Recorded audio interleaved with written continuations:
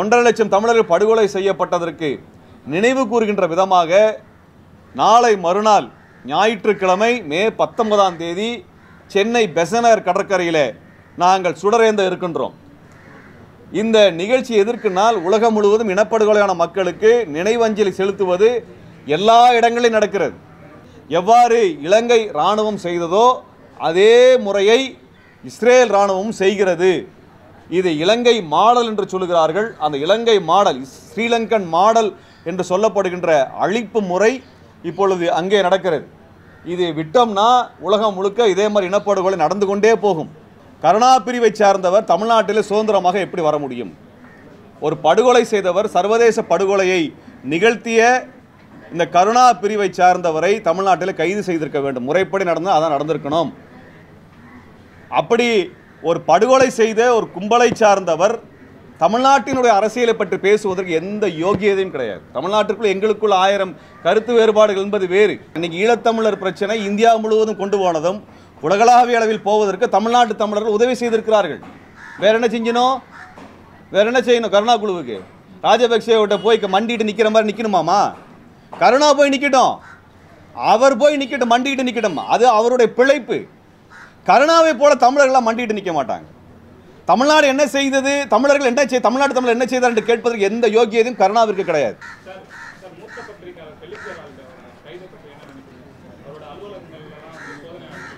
இதை குறித்து என் கருத்துக்கள் நாங்கள் தெரிவிச்சிட்டோங்க. இன்றைக்கு மே 17ஆம் தேதி 2009 போர் முடியக்கூடிய காலகட்டமான இந்த மே 17ஆம் தேதி அந்த முள்ளிவாய்க்கால் பகுதியிலே இலங்கை அரசினால் சிக்குண்ட ஈழத்தமிழர்கள் பாதுகாப்பான வழியிலே வெளியேற்றப்படுவதற்கான வாக்குறுதிகளை இலங்கை அரசு சர்வதேச பத்திரிகையாளர்களுக்கும் நார்வேயினுடைய பார்வையாளராக இருந்தவர்களுக்கும் வாக்குறுதி கொடுத்த பிறகு வெள்ளை கொடியோடு அங்கே சிக்குண்ட மக்கள் வெளியில் வந்தால் அவர்களை நாங்கள் துன்புறுத்த மாட்டோம், அவர்கள் மீது தாக்குதல் நடத்தப்படாது என்று வாக்குறுதி கொடுக்கப்பட்ட பின்பும் கூட மஹிந்த ராஜபக்ஷ, கோத்தபய ராஜபக்சேனால் அந்த வாக்குறுதி கொடுக்கப்பட்ட பின்பும் கூட மே 17ஆம் தேதி விடுதலை புலிகள் தங்கள் ஆயுதங்களை மௌனிக்கிறோம் என்று அறிவித்து இந்த மக்கள் வெளியேறுகின்ற சமயத்தில் இலங்கையினுடைய இராணுவத்தினால் தாக்குதல் நடத்தப்பட்டு மே 17, மே 18, மே 19 ஆகிய 3 தேதிகளில் மட்டும் 70,000 தமிழர்கள் முள்ளிவாய்க்காலில் படுகொலை செய்யப்பட்டார்கள். ஐநாவினுடைய நிபுணர் குழுவானது கிட்டத்தட்ட 40,000 படுகொலைகளை ஆவணப்படுத்தியது. இவ்வாறாக 3 நாட்களுக்குள்ளாக 40,000 70,000 பேர் படுகொலை செய்யப்பட்ட நிகழ்வு உலகத்தில் எங்குமே நடக்கவில்லை. அப்படி மோசமான அந்த 3 நாட்கள் இந்த மே 17ஆம் தேதியிலே துவங்குகிறது என்பதை அடையாளப்படுத்தும் விதமாக எங்கள் இயக்கத்திற்கு மே 17 இயக்கம் என்று நாங்கள் பெயர் வைத்தோம். அந்த வகையிலே 2009 இனப்படுகொலை முடிந்து கிட்டத்தட்ட 15 ஆண்டுகள் கடந்த பின்பும் கூட அங்கே சித்திரவதைகள், படுகொலைகள், பாலியல் வன்புணர்வுகள், காணாமல் ஆக்கப்படுதல் என்று தொடர்ச்சியாக நடந்து வருவதை ஐநாவினுடைய நிபுணர் குழுவிலே பங்கு பெற்றிருந்த யாஸ்மின் சூக்கா அவர்கள் சிங்கள பத்திரிகையாளர்களினுடைய கூட்டமைப்பாக இயங்கக்கூடிய ஜேடிஎஸ் என்று சொல்லப்படக்கூடிய பத்திரிகையாளர்கள் அமைப்பு மற்றும் காணாமல் ஆக்கப்பட்டவரினுடைய குடும்பத்தினருடைய அமைப்பு என்று பல்வேறு அமைப்புகள் இணைந்து தற்போது மே 8ஆம் தேதி ஒரு அறிக்கை வெளியிட்டிருக்கிறாங்க. ஒரு வாரத்திற்கு முன்பு வெளியிடப்பட்ட அந்த அறிக்கையில் கடந்த 5-7 வருஷத்துக்குள்ளாக, இன்றிலிருந்து ஒரு 5 வருடத்திற்குள்ளாக பார்த்தோம்னா அந்த 5 வருஷ காலகட்டத்தில் பல நூறு பேர் கடத்தப்பட்டிருக்கிறார்கள். வெள்ளை வேனிலே இலங்கை அரசினால், இராணுவ படையினரால், காவல்துறையினரால், சிறப்பு புலனாய்வு படையினர் கடத்தப்பட்டவர்கள் 123 பேர் என்று ஆவணப்படுத்தியிருக்கிறார்கள். இந்த 123 பேரில் பெரும்பாலானோர் இன்றைக்கு வெளிநாட்டிலே தப்பிச் சென்று வாழ்கிறார்கள். அப்படி என்றால் இலங்கைக்குள்ளாக எத்தனை கடத்தல் நடத்தப்பட்டது, எத்தனை பேர் சித்திரவதைக்கு உள்ளாக்கப்பட்டார்கள் என்கின்ற முழுமையான விவரங்களும் வெளியில் வரவில்லை. இவ்வாறாக கடத்தப்பட்ட 123 பேரிலே 51 பேர் பாலியல் வன்புணர்வுக்கு உள்ளாக்கப்பட்டிருக்கார்கள். அதாவது ரேப் செய்யப்பட்டிருக்காங்க. எவ்வளோ பேர்னா 51 பேர். யாரால் என்றால் இலங்கையினுடைய படையினரால், இலங்கையினுடைய காவல்துறையினரால், இலங்கை அரசினால் 51 பேர் பாலியல் வன்புணர்வுக்கு உள்ளாக்கப்பட்டிருக்கிறார்கள். அது மட்டுமல்லாமல் இவர்கள் கடுமையான சித்திரவதைக்கு உள்ளாக்கப்பட்டிருக்கிறார்கள். அதில் ஒருவர் என்ன சொல்றாருனால், அவரை கடத்தி கொண்டு சென்றார்கள். அந்த காவல்துறை கடத்தி சென்ற பிறகு பெட்ரோல் ஊற்றி வைக்கப்பட்ட ஒரு பாலித்தீன் பாக்கெட்டிலே அவர் முகத்தை மூடி வைக்கிறார்கள். அவர் மூச்சு திணறலிலே அவர் இறந்து போகக்கூடிய நிலை வரும் பொழுது அந்த பாக்கெட்டை வெளியில் எடுத்து மறுபடியும் இதே சித்திரவதைக்கு உள்ளாக்கப்படுகிறார்கள். அதே போல இன்னொருவரை நீருக்குள்ளாக அமிழ்த்தி அவர் இறந்து போகக்கூடிய சூழல் வரும்பொழுது அவர் வெளியில் எடுப்பதும் பிறகு சித்திரவதை செய்வதுமாக செய்து கொண்டிருக்கிறார்கள். அதே போல மலக்குழியின் வழியாக கம்பிகளை செலுத்துவது, மிக மோசமான கம்பிகள், இரும்பு கம்பிகளை செலுத்தி அதை வேகமாக வெளியில் எடுக்கும் பொழுது ரத்தம் வெளியேறி அவர்கள் சித்திரவதைக்கு உள்ளாக்கப்படுவது.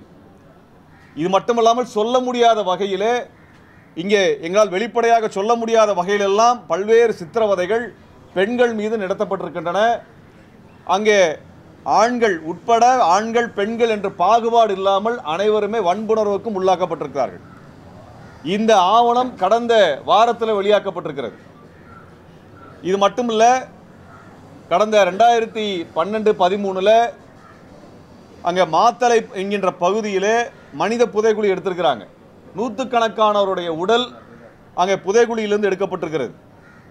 அதற்கப்புறம் மன்னார் மாவட்டத்தில் 2 பகுதிகளில், தனித்தனியாக 2 பகுதிகளில் மனித புதைக்குழி எடுத்திருக்கிறாங்க. ஒன்றில் 80 உடல்கள் கிடைத்திருக்கின்றன. இன்னொரு முறை 2018 எடுத்த பொழுது அது 315 உடல்கள் எடுக்கப்பட்டிருக்கின்றன. இது அந்த பகுதியில் தண்ணீர் குழாய் போடுவதற்காக தோண்டப்பட்ட போது கிடைத்த புதைகுழிகளே தவிர மனித புதைகுழி இருக்கிறதான்னு தேடினதால வந்ததில்லை. அப்படின்னா இன்னும் எத்தனை மனித புதைகுழிகள் இருக்கும் என்று தெரியவே இல்லை. இதில் அவர்கள் மாத்தளை பகுதியில் மனித புதைக்குழியை கண்டுபிடிச்ச உடனே இலங்கை அரசு வெகு வேகமாக அந்த மனித புதைக்குழியை தோண்டுவதற்கு ஆர்வம் காட்டினார்கள். காரணம், இது விடுதலை புலிகள் செய்த படுகொலையாக இருக்கலாம் என்று தோண்டினார்கள். ஆனால் தோண்டிய பிறகுதான் தெரிந்தது அது கருணா குழுவினாலும் இலங்கையினுடைய படையினராலும் சேர்த்து நடத்தப்பட்ட படுகொலைகளினுடைய உடல்கள் என்று தெரிந்த பிறகு அந்த மனித புதைக்குழியை ஆய்வு செய்வதை நிறுத்திவிட்டார்கள். இவ்வாறு மனித புதைக்குழிகள் கண்டுபிடிக்கப்பட்டு கொண்டே இருக்கின்றன. இதில் நான் ஒரு தகவலை சொல்ல விரும்புகிறேன். 2008 போர் தொடங்கக்கூடிய சமயத்தில் மன்னார் மாவட்டம் என்று சொல்லக்கூடிய மாவட்டம் எங்கே இருக்குன்னா, தனுஷ்கோடியிலிருந்து 17 கிலோமீட்டரில் இருக்குது. அந்த மன்னார் மாவட்டத்தினுடைய மக்கள் தொகை 2008 32,800 பேர். 32,800 பேர் அந்த மன்னார் மாவட்டத்தினுடைய மக்கள் தொகையாக தமிழர்கள் இருந்திருக்கிறார்கள். சரியாக ஒரு வருடம் கழித்து போர் முடிந்த பிறகு 2009 எடுக்கப்பட்ட மக்கள் தொகையிலே வெறும் 480 பேர் மட்டும் உயிரோடு இருந்திருக்கிறார்கள். ஒரு மாவட்டத்தினுடைய மொத்த மக்கள் தொகை 32,000 பேரில் வெறும் 400 பேர் மட்டுமே ஒரு வருட காலத்தில் உயிரோடு இருந்திருக்கிறார்கள். இதை நாங்கள் ஆவணமாக ஐநாவினுடைய சிறப்பு புலனாய்வு குழுக்கு நாங்கள் அனுப்பியிருந்தோம். எப்போனா 2009 அனுப்பியிருந்தோம். இந்த ஆவணம் இலங்கையினுடைய மக்கள் தொகை கணக்கீட்டிலிருந்து எடுக்கப்பட்ட ஆவணம். அப்படியாக மொத்தமாக எடுத்தோம்னா 1,46,000 பேர் படுகொலை செய்யப்பட்டிருக்கார்கள் ஒரு வருட காலத்திற்குள்ளாக. இது மட்டுமல்ல, இந்த 15 வருடத்திற்குள் தமிழ்நாட்டினுடைய மீனவர்கள் கிட்டத்தட்ட 20 பேர் படுகொலை செய்யப்பட்டிருக்கிறார்கள். கிட்டத்தட்ட 20 பேர் படுகொலை செய்யப்பட்டிருக்கிறார்கள். இப்படிப்பட்ட ஒரு இலங்கை அரசை சர்வதேச விசாரணைக்கு நிறுத்துவதை மோடி அரசு வந்ததிலிருந்து தடுத்து கொண்டிருக்கிறார்கள். 2014 மோடி அரசு வருகிறது. 2014 இலங்கைக்கு எதிரான தீர்மானத்தை ஐநா மனித உரிமை அவையில் கொண்டு வருகிறார்கள், நகர்த்துகிறார்கள். அந்த ஐநா விசாரணையை முழுமையாக தடுத்தது மோடி அரசு, இந்திய அரசு. 2015 அந்த தீர்மானம் கொண்டு வரப்பட்ட பொழுது ஐநாவிலே நான் இருந்திருக்கின்றேன். ஐநாவின் மனித உரிமையில் நான் இருந்தேன், நேரடியாக பார்த்திருக்கின்றேன். அங்கே இலங்கைக்கு எதிரான விசாரணையை தடுத்து நிறுத்தியது இந்திய அரசாங்கம். 2015, 2016, 2017, 2018 4 வருடம் நான் அங்கே சென்றிருக்கின்றேன். அந்த இலங்கை குறித்த விசாரணை வரும்பொழுதெல்லாம் அதை தடுப்பதற்கும் அதை மட்டம் தட்டுவதற்குமான அனைத்து வேலைகளையும் செய்தது மோடி அரசு, இந்திய அரசு. 2018க்கு பிறகு நான் ஐநாவிற்கு செல்வதை தடுப்பதற்காக எனது பாஸ்போர்ட்டை அவர்கள் பிடுங்கி வைத்திருக்கிறார்கள். இன்று வரை அவர்கள் எனக்கான பாஸ்போர்ட்டை திரும்பி தரவில்லை. இங்கே சைதாப்பேட்டையில் இதற்கான வழக்கு நடந்து நீதிபதி அரசை கண்டித்த பிறகும் கூட எனது பாஸ்போர்ட் திரும்ப வழங்கப்படவில்லை. ஐநாவினுடைய மனித உரிமை அவையில் பங்கெடுப்பதற்காக அழைப்புகள் வந்த பொழுதும் கூட கடந்த 5 வருடங்களாக என்னால் பங்கெடுக்க முடியவில்லை. பேராசிரியர் குழந்தை அவர்கள் இதில் ஈடுபட்டிருக்கக்கூடியவர்கள், தொடர்ச்சியாக இது குறித்தான ஆவணங்களை வெளியிடக்கூடிய பணியில் அவரும் பங்கேற்றிருக்கின்றார். அவருக்கும் இந்த உண்மைகள் தெரியும். இப்படி இலங்கை அரசினுடைய மனித உரிமை மீறல் தொடர்ச்சியாக நடந்து வந்துட்டு இருக்குது. அதை பற்றி எந்த விசாரணையும் இந்திய அரசும் சர்வதேச நாடுகளும் முன்னெடுக்கலை. ஏன் இதை இப்போ பேசுகிறோம்னால், முள்ளிவாய்க்காலில் எப்படி தமிழர்கள் முடக்கப்பட்டு நம்ம மெரினா கடற்கரை எந்த அளவுக்கு இருக்குதோ அதில் பாதி அளவு கூட இல்லாத முள்ளிவாய்க்கால் கடற்கரையில் 4.5 லட்சம் தமிழர்கள் நெருக்கடிக்குள்ளாக்கப்பட்டாங்க. வெறும் மணலில், கடல் மணலில், கடற்கரையில் 4.5 லட்சம் மக்கள் தள்ளப்பட்டு அவர்கள் மீது குண்டு வீசப்பட்டு துப்பாக்கி சூடு நடத்தப்பட்டு 70,000 பேர் 3 நாட்களில் கொலை செய்யப்பட்டார்கள். மே 17, 18, 19. இப்படிப்பட்ட ஒரு விசாரணை இன்றைக்கு வரைக்கும் இந்திய அரசினுடைய, மோடி அரசினுடைய நடவடிக்கையால் தடுத்து வைக்கப்பட்டிருக்கிறது. 2014 இருந்து 2024 வரை. இப்படிப்பட்ட பின்னணியிலே விடுதலை புலிகள் மீது மட்டும்தான் அவர்கள் தடையை நீட்டிக்கிறார்கள். நாங்கள் என்ன கேட்க விரும்புகிறோம் என்றால், இவ்வளவு பெரிய படுகொலையை தமிழர்கள் மீது நடத்திய இலங்கை அரசோடு ஏன் இந்திய அரசு நட்பு பாராட்டுகிறது? இலங்கை அரசிற்கு ஏன் தொடர்ச்சியாக இராணுவ பயிற்சியை கொடுத்து கொண்டிருக்கிறார்கள்? இன்னும் குறிப்பாக சொல்ல வேண்டும் என்றால், தமிழ்நாடு சட்டசபை இலங்கையின் மீது இனப்படுகொலை விசாரணை வேண்டும் என்று தீர்மானம் நிறைவேற்றி 10 வருஷம் ஆயிடுச்சு. இலங்கை அரசின் மீது பொருளாதார தடை கொண்டு வர வேண்டும் என்று தீர்மானம் நிறைவேற்றி கிட்டத்தட்ட 14 வருடங்கள் ஆகிவிட்டது. அது மட்டுமல்ல, தமிழீழத்திற்கான தனி வாக்கெடுப்பு, பொது வாக்கெடுப்பு நடத்தப்பட வேண்டும் என்று தமிழ்நாடு சட்டசபை ஏகமனதாக தீர்மானம் நிறைவேற்றிருக்கக்கூடிய சூழலை வைத்துத்தான் நாங்கள் அதை பேசுகிறோம். இது தமிழ்நாடு சட்டசபை நிறைவேற்றிய தீர்மானத்தின் அடிப்படையில் தான் நாங்கள் இந்த கோரிக்கையை முன்வைக்கின்றோம். இலங்கை அரசை சர்வதேச மட்டத்தில் ஒரு சர்வதேச விசாரணைக்கு ஏன் இந்திய அரசு கொண்டு வர மறுக்கிறது? ஏன் தமிழீழ மக்களுக்கான ஒரு பொது வாக்கெடுப்பை நடத்த மறுக்கிறார்கள்? இலங்கை அரசின் மீது பொருளாதார தடை ஏன் வரல? இதை செய்யாததுனால தமிழ்நாட்டு தமிழர்கள் 20 பேர் படுகொலை செய்யப்பட்டதற்கு யார் பொறுப்பு என்ற கேள்வி எழுப்புறோம். இப்படிப்பட்ட படுகொலைகள் தொடர்ச்சியாக நடந்துகிட்டே இருக்குது. 2 வருஷத்துக்கு முன்னாடி புதுக்கோட்டை மாவட்டத்தினுடைய கோட்டைப்பட்டினத்திலே ராஜ்கிரண் என்கின்ற இளைஞர் தண்ணீரை வாயில பீச்சி அடித்து அவர் கண்களெல்லாம் வெளியிலே வந்து இறந்து போனார், படுகொலை செய்யப்பட்டார். அதை செய்து இலங்கை அரசு அதன் மீதும் கூட கொலை வழக்க பதிவு செய்யலை. இப்படிப்பட்ட ஒரு மோசமான ஒரு சூழலை நாங்கள் இந்த சமயத்தில் சொல்ல வேண்டிய காரணம் என்னென்னால், இப்படி ஒரு இனப்படுகொலை நடந்து கொண்டிருப்பதை தடுத்து நிறுத்துவதற்கு அனைவரும் முன்வர வேண்டும். இந்த இனப்படுகொலையை தமிழர்கள் மறக்கலை, தமிழர் என்றைக்கும் மறக்கப் போவதில்லை. இந்தியாவில் எந்த கட்சி ஆட்சிக்கு வந்தாலும், இந்திய அரசில் யார் ஆட்சிக்கு வந்தாலும் இலங்கைக்கு ஆதரவாக இருந்து கொண்டிருக்கிறார்கள். இலங்கையோடு இராணுவ உறவை வைத்துக் கொள்கிறார்கள். தமிழர்களை படுகொலை செய்வதை பற்றி கேள்வி எழுப்புவது இல்லை என்கின்ற குற்றச்சாட்டு இன்றைக்கு நேற்றைக்கு அல்ல, 50 ஆண்டு காலமாக தமிழ்நாட்டில் இருக்கிறது. அதனால் தொடர்ச்சியை தான் நாங்களும் பேசிக் கொண்டிருக்கிறோம். இது எத்தனை நாளைக்கு தொடர போறீங்க? எத்தனை நாளைக்கு தமிழனை படுகொலை செய்வதை கைகட்டி வேடிக்கை பார்த்து ஊக்குவிக்க போகிறீர்கள் என்கின்ற கேள்வி எழுப்புகிறோம். 1.5 லட்சம் தமிழர்கள் படுகொலை செய்யப்பட்டதற்கு நினைவு கூறுகின்ற விதமாக நாளை மறுநாள் ஞாயிற்றுக்கிழமை மே 19ஆம் தேதி சென்னை பெசனர் கடற்கரையில் நாங்கள் சுடரேந்த இருக்கின்றோம். இந்த நிகழ்ச்சி எதற்குனால், உலகம் முழுவதும் இனப்படுகொலையான மக்களுக்கு நினைவஞ்சலி செலுத்துவது எல்லா இடங்களிலும் நடக்கிறது.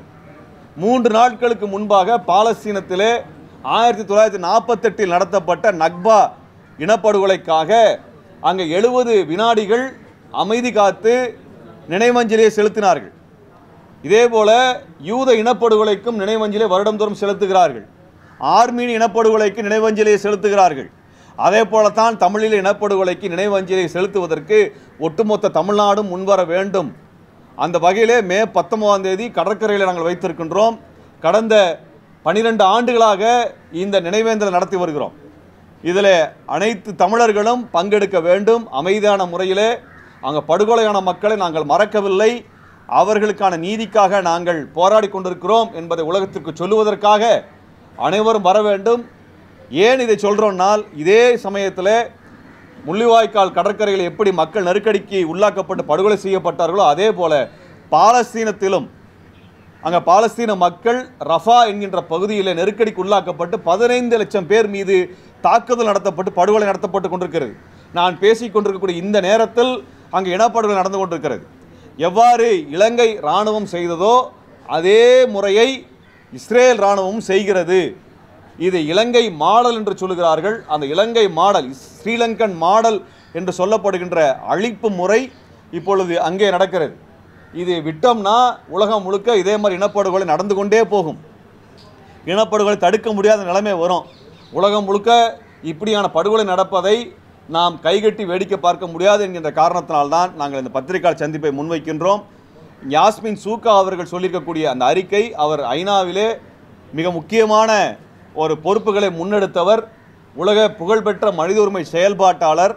அவரே வெளிப்படையாக இந்த அறிக்கையை அவர் வெளியிட்டிருக்கிறார், ஆவணமாக வெளியிட்டிருக்கிறார், ஆதாரங்களை வெளியிட்டிருக்கிறார். இந்த அடிப்படையிலாவது இலங்கை அரசை கண்டிக்க அனைவரும் முன்வர வேண்டும். இலங்கை அரசிற்கு எதிரான நடவடிக்கைகளை மேற்கொள்ள வேண்டும். இதை நினைவுபடுத்தும் விதமாக பல்வேறு தலைவர்கள் கட்சி சாதி மத பாகுபாடு இல்லாமல் மே 19ஆம் தேதி ஞாயிற்றுக்கிழமை மாலை பெசன்ட் நகரில் நாங்கள் ஒன்று கூட இருக்கின்றோம். அதில் நீங்கள் அனைவரும் பங்கெடுக்க வேண்டும் என்ற வேண்டுகோளை சமயத்தில் முன்வைக்கின்றோம். இது தமிழர்களுடைய நினைவஞ்சலி. அந்த நினைவஞ்சலி அனைவரும் பங்கெடுத்து இந்த இனப்படுகொலைக்கான நியாயத்தை கேட்க முன்வர வேண்டும் என்ற வேண்டுகோளை இச்சமயத்தில் நாங்கள் உங்களுக்கு முன்வைக்கின்றோம்.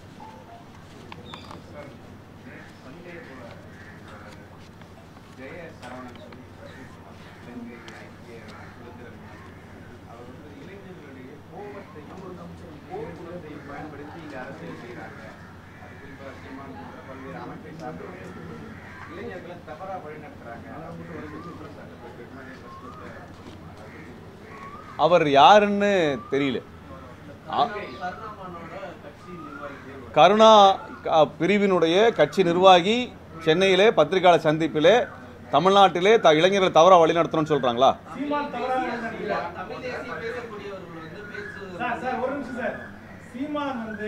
அந்த போர் குணத்தோட இளைஞர்களை இந்த மூளைச்சலவை பண்ணி அந்த அரசியல் வேலைகளை பண்றாங்க.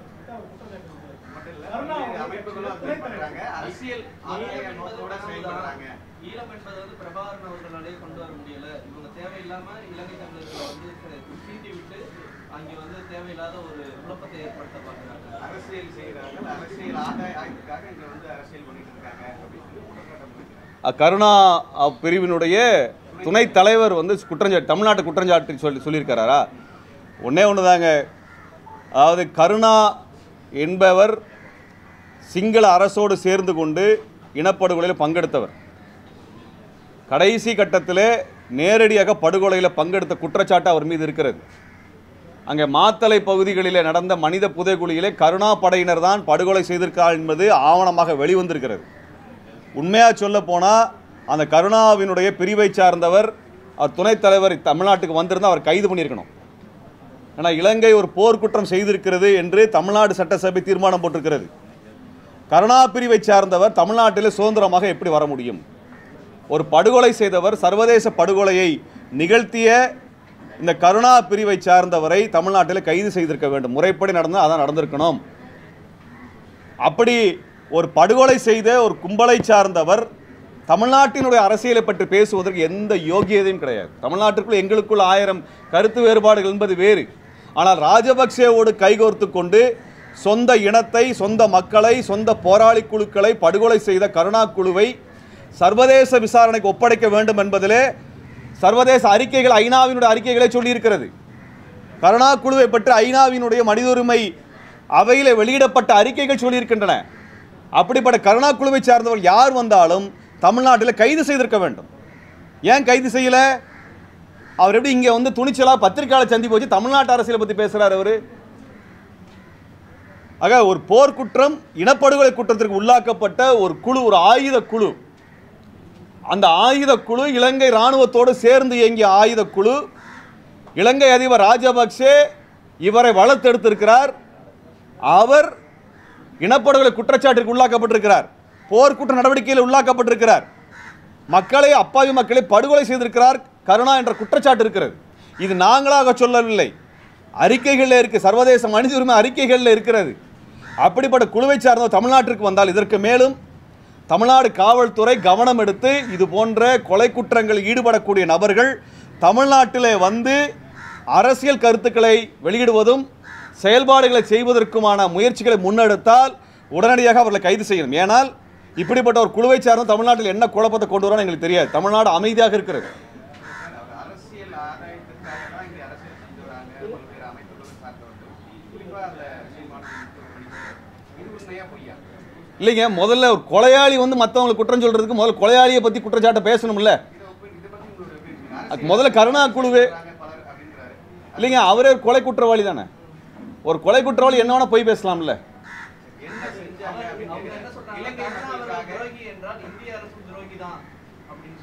இந்திய அரசு துரோகின்னு கருணா சொல்றாருல்ல, அதுக்கு நடவடிக்கை எடுக்க சொல்லுங்க. இந்திய அரசு துரோகி என்று சொல்லி வெளிநாட்டிலிருந்து வந்து இங்கே பத்திரிகா சந்திப்பு நடத்தின கருணாவினுடைய குழுவின் மீது என்ன வழக்கை பதிவு செய்திருக்கிறார்?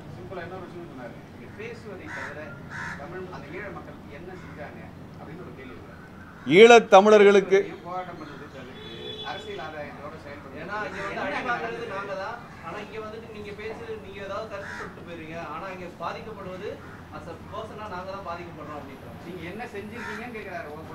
இல்லைங்க, கருணா குழுவுக்கு பதில் சொல்ல வேண்டிய அவசியம் முதல்ல இல்லை. இருந்தாலும் இந்த கேள்வியில் இருக்கக்கூடிய சில விவரங்களுக்கு தெளிவாக சொல்லணும். தமிழீழத்தில் தான் விடுதலை போராட்டம் நடந்து கொண்டிருக்கிறது. அதுக்கான ஆதரவு களத்தை தான் தமிழ்நாடு வழங்கி கொண்டிருக்கிறது.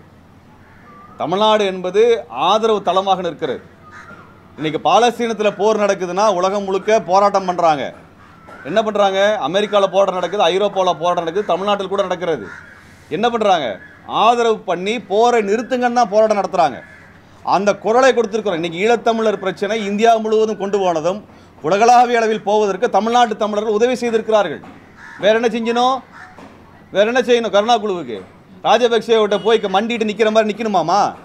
கருணா போய் நிற்கட்டும், அவர் போய் நிற்கட்டும், மண்டிட்டு நிற்கட்டும். அது அவருடைய பிழைப்பு. கருணாவை போல தமிழர்களாக மண்டிட்டு நிற்க மாட்டாங்க.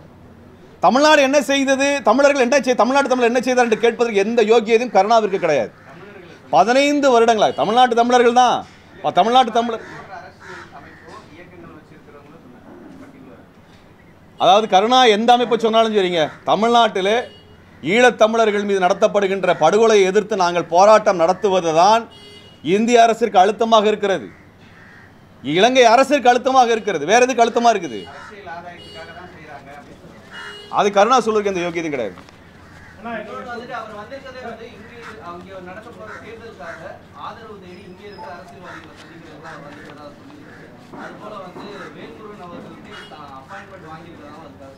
அவர் நிச்சயமா இங்க இருக்க தமிழ்நாட்டினுடைய தமிழ் தேசிய பெரியாரிய அமைப்புகளிடத்தில் எந்த ஆதரவும் கருணா பெற்றுவிட முடியாது.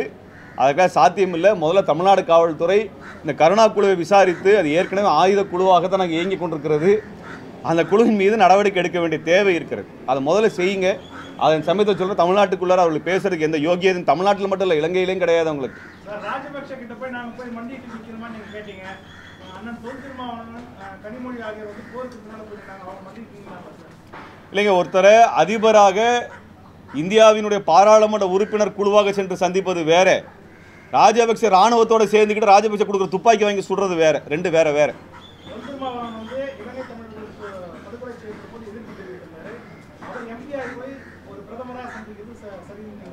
அவர் என்ன கோரிக்கை அங்கே வச்சாரு?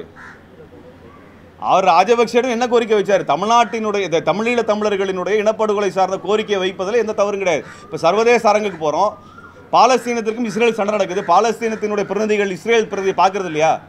பாகிஸ்தானை குற்றம் சாட்டுறீங்க, எதிரி நாடுன்னு சொல்கிறீங்க, இந்திய அதிகாரிகள் பாகிஸ்தான் அதிகாரிகளை சந்திக்கிறது இல்லையா? சந்திக்கிறாங்கல்ல, அதே மாதிரி தாங்க அது, அதோட தவறு கிடையாது.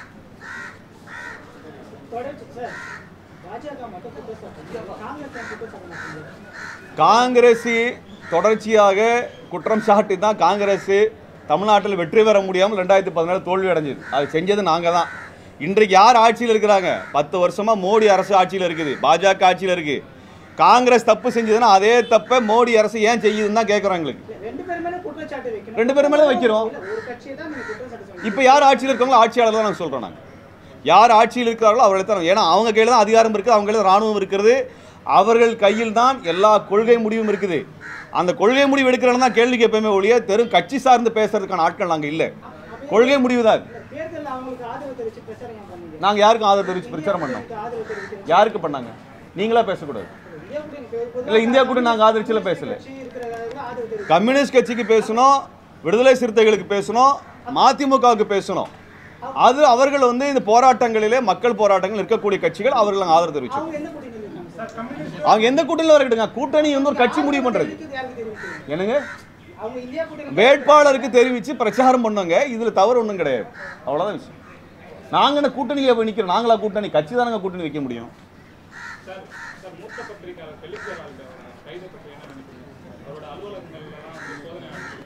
இதை குறித்து என் கருத்துக்கள் நாங்கள் தெரிவிச்சிட்டோங்க.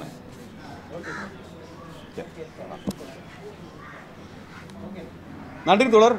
இந்த கிட்டத்தட்ட மே 17ஆம் தேதி இன்று எங்களுடைய இயக்கத்தினுடைய பெயரில் இருக்கக்கூடிய தேதி இன்றைய தேதி. இந்த 15 ஆண்டுகளில் உங்களுடைய உதவி இல்லாமல் எங்களால் இந்த மனித உரிமை தகவல்களை உலகிற்கு எடுத்து சொல்லியிருக்க முடியாது. இந்த 15 ஆண்டுகளில் நீங்கள் எங்களுக்கு மிகப்பெரிய அளவிற்கு ஆதரவு அளித்தீர்கள். எங்கள் கருத்துக்கு நீங்கள் முக்கியத்துவம் கொடுத்தீங்க. எங்களிடத்தில் பல்வேறு கேள்விகளை கேட்டு பல்வேறு தகவல்களை உலகிற்கு தெரிவிக்கக்கூடிய வழியை மேற்கொண்டீர்கள். உங்களது விவாதங்களில் பங்கெடுக்க வாய்ப்பு கொடுத்தீர்கள். நீங்கள் நேரம் ஒதுக்கி எந்த எதிர்பார்ப்பும் இல்லாமல் பத்திரிகையாளர்கள், பத்திரிகை துறையை சார்ந்தவர்கள் எங்களுக்கு ஆதரவு தெரிவித்திருக்கிறீர்கள்.